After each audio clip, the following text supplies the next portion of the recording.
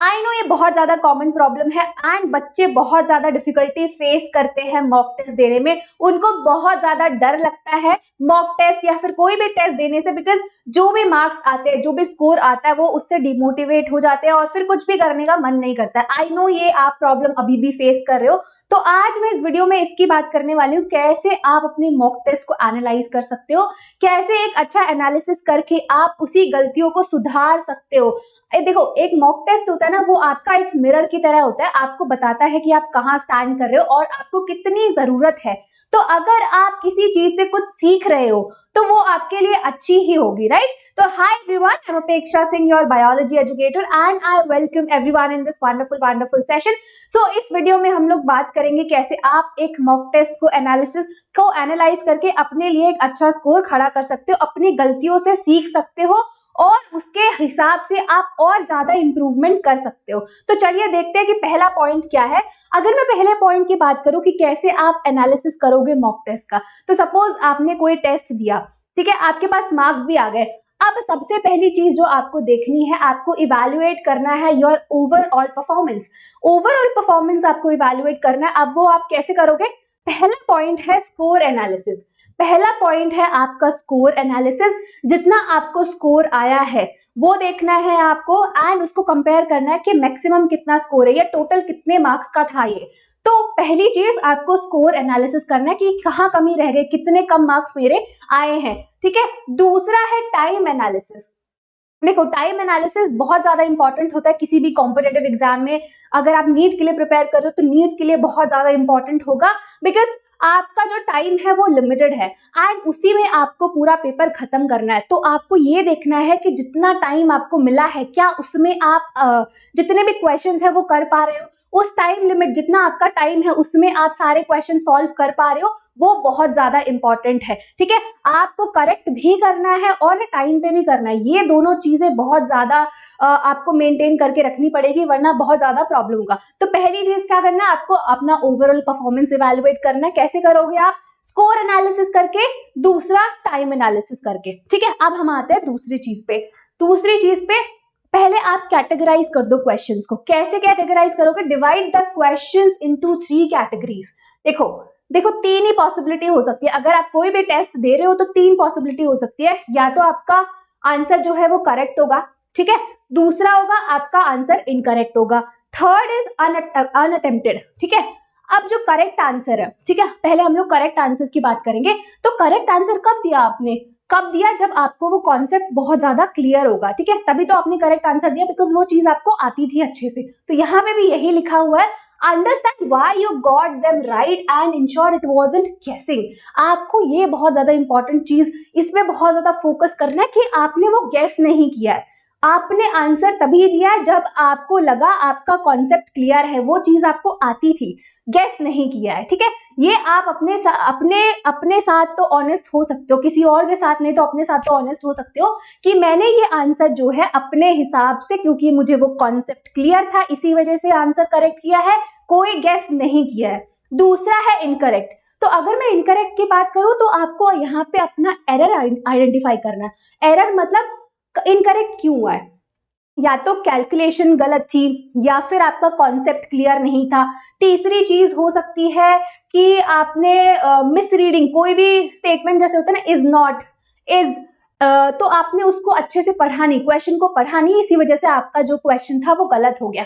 तो आपको ये देखना है कि आपका आंसर किस वजह से गलत हो रहा है, उसको वहां पे इनकरेक्ट करना है। Third is unattempted. तो आपने अनअटेम्प्टेड मतलब अटेम्प्ट क्यों नहीं किया वो क्वेश्चन। देखो, जो आपके कॉम्पिटेटिव एग्जाम्स होते हैं उसमें नेगेटिव मार्किंग होती है, ठीक है। गलत करने से अच्छा कि आप उस क्वेश्चन को अटेम्प्ट ही नहीं करो। तो अनअटेम्प्टेड क्यों था वो क्वेश्चन? क्योंकि it was due to lack of knowledge, time और कॉन्फिडेंस। या तो आपको कॉन्फिडेंस नहीं था उस क्वेश्चन पे कि मुझे इन दोनों ऑप्शंस में कंफ्यूजन है, तो आपको कंफ्यूजन था, इसी वजह से शायद उसको आपने छोड़ दिया। या तो आपका नॉलेज नहीं था, या फिर आपका कॉन्सेप्ट क्लियर नहीं था उस क्वेश्चन से रिलेटेड। तो 3 टाइप के आपने क्वेश्चन को कैटेगराइज कर दिया, किसमें? करेक्ट, इनकरेक्ट और अनअटेम्प्टेड में। चलो तीसरे में देखते हैं हमें क्या करना चाहिए। Note patterns in errors.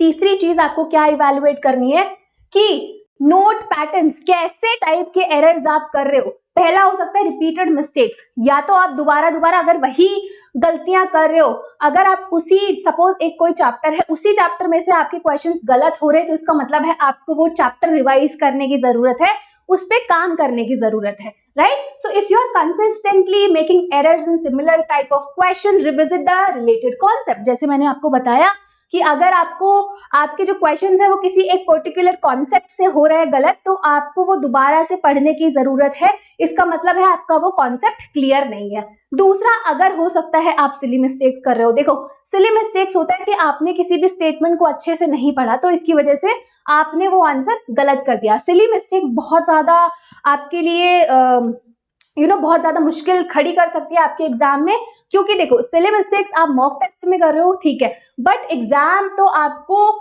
एक ही बार देना है और एक ही बार में क्लियर करना है। अगर वहां पे सिली मिस्टेक कर दिया एग्जाम में तो बहुत ज्यादा प्रॉब्लम हो जाएगी, इसीलिए आप अवॉइड करिए, जितना सिली मिस्टेक्स नहीं करो, राइट। सो यहाँ पे प्रैक्टिस करना है आपको, प्रैक्टिस माइंडफुलनेस, मतलब अपना फोकस आपके क्वेश्चन पे होना चाहिए, मतलब कोई भी और थॉट नहीं आना चाहिए उस टाइम पे जब आप क्वेश्चन पढ़ रहे हो।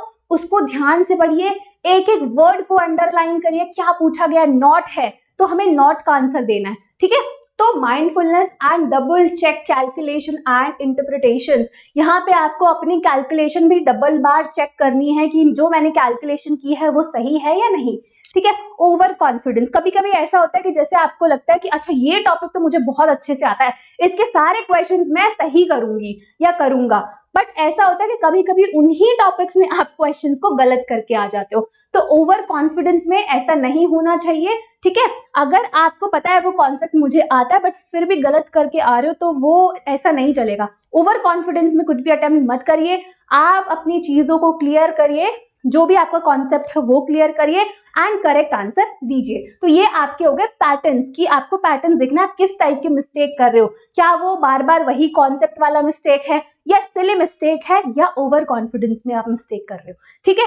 चलिए तो यस, आई होप ये तीनों पॉइंटर्स जो है आप अपने मॉक टेस्ट एनालिसिस में करेंगे, ताकि आप क्या कर सको, अपनी गलतियों से सीख सको, ठीक है। आई होप ये वीडियो आपको एक तरह से हेल्प करेगी आपकी नीट 2025 की प्रिपरेशन में। तो चलिए इसी के बाद हम लोग अपना इस वीडियो को एंड करते हैं। बट आप लोगों के लिए एक बहुत अच्छा बैच है, आपके लिए बहुत अच्छा ऑफर है, आपके लिए है all star fast track batch for NEET 2025। All star fast track batch का क्या मतलब है मैम, कि अगर आप अपनी प्रिपरेशन, जैसे अगर आपको पता है कि आपके पास 5 से 6 महीने बचे हुए एंड इसमें आपको सिलेबस जो है फटाफट से खत्म करना है, उसके बाद रिविजन करना है, सारी टेस्ट सीरीज लगानी है, तो आपको अपना सिलेबस अगर जल्दी खत्म करना है तो ये बैच बहुत ज्यादा अच्छा हो सकता है आपके लिए।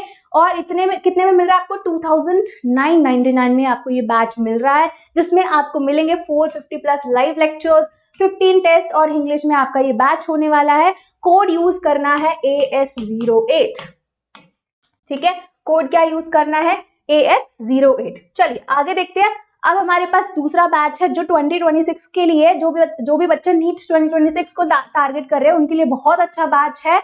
आपको इसमें तीनों subject physics, chemistry and biology तीनों मिलेंगे और इंडिया के टॉप एजुकेटर्स आपको इस बैच में पढ़ाने वाले हैं। इसमें आपको मिलेंगे 500 प्लस लेक्चर, 20 प्लस टेस्ट और इंग्लिश में आपका ये बैच होने वाला है। तो जाइए फटाफट से अपना सब्सक्रिप्शन लीजिए एंड तैयारी शुरू कर दो। कितने में मिल रहा है आपको, 5999 में आपको ये बैच मिलने वाला है। अगेन कोड यूज करना है AS08, ठीक है, कोड क्या यूज करना है, AS08। तीसरा हमारे पास है जो बच्चे 2027 के लिए प्रिपेयर कर रहे हैं, 2027 को टारगेट कर रहे हैं, उनके लिए बैच है अर्ली अचीवर्स बैच, जो आपको मिल रहा है 9999 में, जिसमें आपको मिलेंगे 1500 plus live lectures, 40 plus test और इंग्लिश में आपका ये बैच होने वाला है।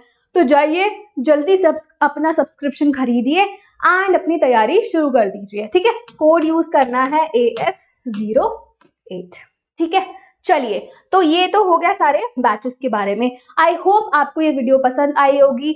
नेक्स्ट वीडियो में मिलेंगे बहुत सारे स्ट्रैटेजीज के साथ। तब तक के लिए आपको क्या करना है, सब्सक्राइब करना है इस चैनल को, लाइक कर दो इस वीडियो को एंड फटाफट से अपने फ्रेंड्स के साथ भी शेयर कर दो। तब तक के लिए बाय बाय, टाटा, टेक केयर एंड पढ़ाई करते रहो।